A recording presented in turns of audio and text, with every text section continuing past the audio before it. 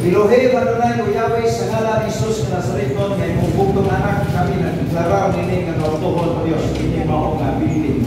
Ikaw o Dios magapadayon sa pagpanalangin sa tanan Ginoo ng mga katawhan ni Katinan si Ronnie Maniwan makagyan ng mabilin. Lord, sa tanan ng mga magdegosyo nini mao nga lugar, ikaw magpalambo, ikaw maghatag maayong nga kanang dagan sa negosyo ni Dios.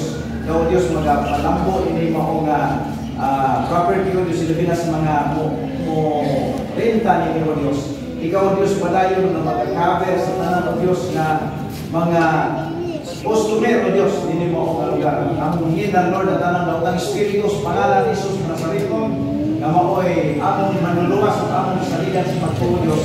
Ihalad na pumili kami mo Diyos sa pangalan ni Jesus na Nazareton.